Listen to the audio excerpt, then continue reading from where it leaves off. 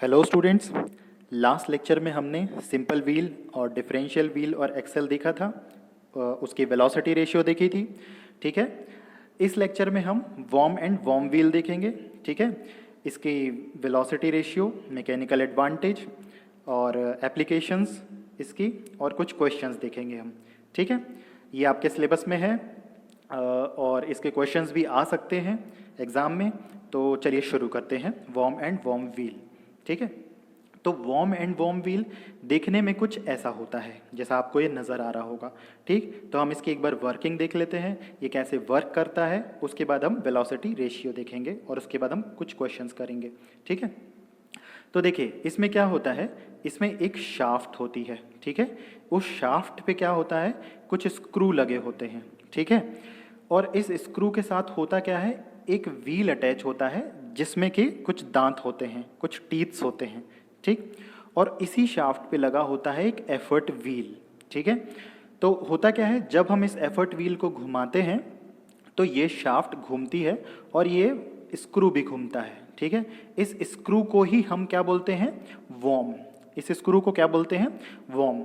तो इस स्क्रू को जैसे ये स्क्रू घूमता है तो ये व्हील भी घूमता है और इस व्हील के साथ अटैच होता है एक ड्रम, ये बीच में, जिसे हम बोलते हैं लोड ड्रम। ठीक है। चलिए, तो इसको और समझाने के लिए मैं आपको एक इमेज के माध्यम से समझाता हूँ। देखिए, ये इमेज दिख रही है आपको। इस इमेज में क्या है, ये देखिए, ये है वॉर्म। ठीक है। ये स्क्रू दिख रहे हैं और ये जिसमें ये टीथ्स हैं इसे कहते हैं हम वॉर्म व्हील। तो जैसे ही ये घूमता है, ठीक है, तो ये स्क्रू भी घूमेंगे और ये व्हील भी घूमेगा। और इस मान लीजिए ये जो है लोड ड्रम और इस पे कुछ भी एक लोड लगा हुआ है, तो जैसे ही ये घूमेगा तो लोड ऊपर की ओर लिफ्ट होगा। ठीक है। तो इस पिक्चर को देख के आप समझ सकते हैं कि कैसा वॉर्म और व्हील होता है। ठीक है। देख लीजिए इसको। चलिए, तो इसकी कुछ मैकेनिज्म देख लीजिए कि this machine is made of toothed wheel called worm wheel and a threaded screw known as worm. ठीक। तो ये मैंने अभी बताया कि इसमें होता क्या है कि एक तो टूथ्ड व्हील होता है, ठीक है, जिसे हम वॉर्म व्हील भी बोलते हैं, और एक थ्रेडेड स्क्रू होता है जिसे हम क्या बोलते हैं, वॉर्म। ठीक है। और ये दोनों आपस में एक दूसरे के साथ मैश्ड अप होते हैं। ठीक है। भिड़े हुए होते हैं, जैसे कि इस फिगर में आपको दिख रहा है, ये जो है ये आपस में जुड़े हुए हैं। एक के घूमने से दूसरा भी घूमेगा। ठीक है। लेकिन रिवर्स पॉसिबल नहीं है, हम आगे देखेंगे। अभी सिर्फ वॉर्म व्हील के घूमने से ही वॉर्म के घूमने से ही वॉर्म व्हील घूमता है, वॉर्म व्हील के घूमने से वॉर्म नहीं घूमेगा। ठीक है। चलिए आगे बढ़ते हैं। तो आगे की वर्किंग क्या है, when the effort is applied to the effort wheel और लीवर और handle, the worm screw along with the shaft rotates and hence meshed worm wheel also rotates. In result, the load attached with the load drum lifted. ठीक है। तो जैसा कि मैंने आपको बताया था कि अगर हम एफर्ट व्हील पे एफर्ट लगाएंगे, ठीक है, और जब हम एफर्ट व्हील पे एफर्ट लगाएंगे तो शाफ्ट घूमती है, और ये अगर शाफ्ट घूमेगी, ठीक है, तो स्क्रू भी घूमेगा और स्क्रू घूमेगा तो वॉर्म व्हील घूमेगा। ठीक। और वॉर्म व्हील के साथ लगा हुआ है एक लोड ड्रम, वो भी घूमेगा। ठीक। और लोड लिफ्ट होगा। ठीक है। तो ये है इसकी मैकेनिज्म।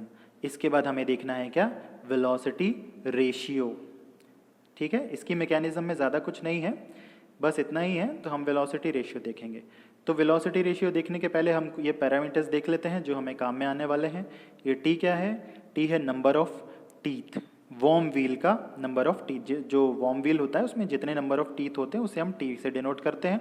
लोड आपको मालूम ही है, डब्ल्यू से, एफर्ट पी से, और ये आर है, ये क्या चीज़ है देख लेते हैं। तो इसमें देखो ये एफर्ट व्हील दिख रहा है आपको, ये एफर्ट व्हील दिख रहा है, इसका रेडियस कितना है, कैपिटल आर। और ये लोड ड्रम दिख रहा है, ये बीच वाला, ठीक है, इसका रेडियस कितना है, स्मॉल आर। ठीक। और टी क्या है, ये इसकी नंबर ऑफ टीथ्स हैं। ठीक है। तो चलिए देखिए अब होगा क्या, जब ये एफर्ट व्हील एक रोटेशन करेगा, ये वाला एफर्ट व्हील एक रोटेशन करेगा तो कितनी दूरी चली जाएगी, ठीक है, मतलब इसके जो सरकमफ्रेंस होगा उसके बराबर दूरी चली जाएगी, कितना होगा 2 पाई कैपिटल आर, ठीक है। और लोड ड्रम के एक बार घूमने पे कितनी दूरी चली जाएगी, ये चली जाएगी 2 pi R small R upon T. अब ये अपॉन टी में क्यों आया है, ठीक है, ये चीज़ समझ लीजिए, ठीक है। देखिए कैसे, ये जो स्क्रू है ये जब एक बार घूमता है, ठीक है, अगर ये सिंगल थ्रेडेड स्क्रू होगा तो, ठीक, अगर ये सिंगल थ्रेडेड स्क्रू है और अगर ये स्क्रू एक बार घूमेगा तो ये एक दांत को शिफ्ट करेगा, सिर्फ एक दांत को।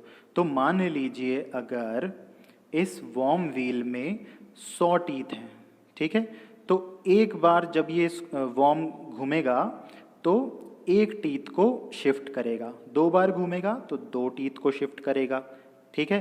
तो हमें क्या है, अभी तो हमें पता नहीं है कितने टीथ्स हैं, तो हम टीथ्स को क्या लेके चल रहे हैं, हम लेके चल रहे हैं कैपिटल टी, ठीक है। तो जब ये लोड ड्रम जो है ये रोटेट करेगा, ये वाला लोड ड्रम, ठीक है, क्यों रोटेट करेगा, क्योंकि ये स्क्रू रोटेट करेगा, तो इसके द्वारा कितनी दूरी चली जाएगी लोड ड्रम के द्वारा, ठीक है, ये कितनी होगी 2 पाई स्मॉल आर, मतलब इसका पूरा circumference divided by T, number of teeths, ठीक है। चलिए आगे बढ़ते हैं। तो वेलोसिटी रेशियो में देखिए, तो वेलोसिटी रेशियो होता क्या है, ये हम लास्ट लेक्चर्स में भी देख चुके हैं, क्या होता है, distance travelled by effort upon distance travelled by load. तो यहाँ पे क्या लिखा है, पहिए या हत्थे द्वारा एक आवर्तन करने पर चली गई दूरी कितनी है 2 पाई आर, हम अभी देख चुके हैं। और लोड ड्रम के द्वारा एक आवर्तन करने पर चली गई दूरी कितनी होगी 2 पाई आर अपॉन टी, ठीक है। तो वेलोसिटी रेशियो क्या हो जाएगा, वेलोसिटी रेशियो होगा, ये देखिए 2 pi R upon T, capital R small R, और इसमें से 2 पाई कैंसिल होगा, तो क्या रह जाएगा, velocity ratio equals to r t upon r, ठीक है। तो ये हो गया वेलोसिटी रेशियो।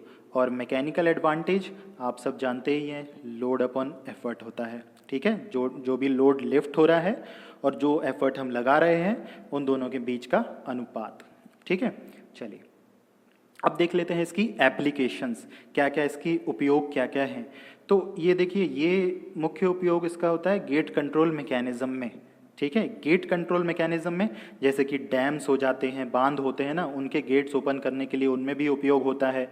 फिर उपयोग होता है ये शटर लिफ्टिंग में, जैसे कि आपने शॉप्स देखी होंगी, तो शॉप में जो शटर होती है तो क्या करते हैं, जो छोटी शॉप होती है उसकी शटर तो हाथ से उठा देते हैं, लेकिन जो बड़ी शटर होती है उसको हाथ से नहीं उठा सकते, इसलिए उसमें कुछ ऐसा मैकेनिज्म लगाया जाता है कि हम लीवर को घुमाते हैं और वो शटर ऑटोमेटिकली ऊपर उठ जाती है और नीचे आ जाती है। और ये लिफ्ट में भी उपयोग होता है, और ये ऐसी टेबल जो कि घूमती हैं उसमें रोटरी टेबल बोलते हैं उसे, उसमें भी इस्तेमाल होता है, ठीक है। एक पिक्चर के माध्यम से आपको मैं समझाता हूँ। ये देखिए, ये क्या है, ये है एक वॉर्म एंड वॉर्म व्हील, इसमें ये लगा हुआ है वॉर्म व्हील और ये लगा हुआ है वॉर्म, ठीक। और ये वॉर्म को घुमाने के लिए ये देखिए ये हैंडल्स भी लगे हुए हैं। तो जैसे ही ये हैंडल या लीवर को हम टर्न करते हैं, हम घुमाते हैं, ये वॉर्म व्हील घूमता है, ठीक है, वॉर्म घूमता है और वॉर्म के थ्रू वॉर्म व्हील घूमता है। अब जैसे ये वॉर्म व्हील घूमता है, इस पिक्चर में आप देखिए, ये जो है वॉर्म व्हील आगे जाके ये रैक एंड पिनियन से अटैच्ड है, ये दिख रहे हैं आपको rack and pinion. Rack and pinion क्या होता है हम अभी कुछ आगे आने वाले नेक्स्ट वीडियो में देखेंगे। तो जैसे ये रैक एंड पिनियन ये घूमता है तो ये रैक ऊपर की ओर उठता है और गेट खुल जाते हैं, ठीक है। तो इस पिक्चर के माध्यम से आपको समझ में आ चुका होगा। चलिए आगे बढ़ते हैं, अब देख लेते हैं इसके कुछ एडवांटेजेस, ठीक है। तो ये जो होता है ये बहुत ही कम आवाज़ करता है, या मतलब बहुत शांत इसका ऑपरेशन होता है, ठीक है, नॉइज़लेस ऑपरेशन होता है, इसमें कोई आवाज़ नहीं आती है। दूसरा, ये बहुत कम जगह घेरता है, ठीक है। तीसरा ये होता है सेल्फ लॉकिंग अरेंजमेंट होता है इसमें, ठीक है। इसका क्या मतलब है, इसका मतलब ये है कि जब आप इस वॉर्म को घुमाओगे तो ये वॉर्म व्हील घूमेगा, लेकिन वॉर्म व्हील को घुमाओगे तो वॉर्म नहीं घूमेगा, ये आपस में लॉक हो जाते हैं। एक बार आप अगर इसको छोड़ दोगे, इसको घुमा के, तो ये लॉक ही रहेगा, ठीक है, ये अपने आप नहीं घूमेगा। इसे बोलते हैं अपन सेल्फ लॉकिंग अरेंजमेंट, ठीक है। और एक और महत्वपूर्ण इसका जो एडवांटेज है वो है हाई स्पीड रिडक्शन रेशियो। इसका क्या मतलब है? स्पीड रिडक्शन मतलब ये स्पीड रिड्यूस करता है। कैसे? ये देखिए, अगर ये वॉर्म है, इस वॉर्म को आप बहुत तेज़ी से भी घुमाएंगे ना, तो जो इसमें स्पीड होगी इस वॉर्म की, वो इसके थ्रू बहुत ही कम कर दी जाएगी और यहाँ इस शाफ्ट पे बहुत ही कम स्पीड मिलेगी, ठीक है। तो इसका स्पीड रिडक्शन रेशियो बहुत ज़्यादा होता है, ठीक है। मतलब बहुत हाई स्पीड जो वॉर्म होता है, वॉर्म की बहुत हाई स्पीड को भी ये वॉर्म व्हील बहुत ही कम कर देता है, ठीक है। तो ये थे इसके कुछ एडवांटेजेस, ठीक। अब हम अच्छा, इसके कुछ डिसएडवांटेजेस भी हैं, ठीक है। डिसएडवांटेजेस क्या होते हैं? ये जो इसके पार्ट्स होते हैं बहुत आसानी से घिस जाते हैं फ्रिक्शन के कारण, ठीक है। फ्रिक्शन के कारण इसके पार्ट्स बहुत आसानी से घिस जाते हैं और इसके पार्ट्स कुछ महंगे भी आते हैं, कॉस्टली भी आते हैं, ठीक है। चलिए आगे देखते हैं। तो ये क्वेश्चन है, इस क्वेश्चन में देखिए क्या लिखा है। अ worm is mounted on a shaft and meshed with the worm wheel and an effort wheel of radius 20 centimetre, ठीक है। effort wheel का कितना रेडियस दिया हुआ है? 20, and is mounted on the same shaft. Load drum on warm wheel is of radius 10 centimetre, ठीक है। तो लोड ड्रम का रेडियस कितना दिया हुआ है? 10 सेंटीमीटर। और वॉर्म व्हील पे कितने टीथ्स हैं? 90। तो आपको निकालना है वेलोसिटी रेशियो, ठीक है। अब वेलोसिटी रेशियो का फॉर्मूला हम अभी निकाले, RT/R, ठीक है। देखिए ये अपन ने सॉल्व किया है, यहाँ पे निकाला है। देखिए ये RT/R मतलब कैपिटल RT/R। तो इससे आसानी से हम ये प्रॉब्लम सॉल्व कर लेंगे। वेलोसिटी रेशियो कैपिटल R कितना है? 20 और T कितना है? 90, स्मॉल r कितना है? 10, ठीक है। चलिए आगे देखते हैं। एक क्वेश्चन और है आपके लिए, इसमें हिंदी में भी लिखा हुआ है, आप इसको देख सकते हैं। चलिए ये क्वेश्चन आपके लिए है, ठीक है। इसमें क्या दिया हुआ है? इसमें दिया हुआ है अ worm is mounted on the shaft and meshed with the worm wheel and an effort wheel of radius 12 centimeter is mounted on the same shaft. Load drum on worm wheel is of radius 4 centimeter and velocity ratio is 120. तो velocity ratio भी दिया है, radius भी दिए हैं दोनों, आपको number of teeth निकालने हैं। फॉर्मूला में रख दीजिए, आंसर आ जाएगा आपका, ठीक है। चलिए तो मिलते हैं नेक्स्ट वीडियो में, ठीक। Thank you.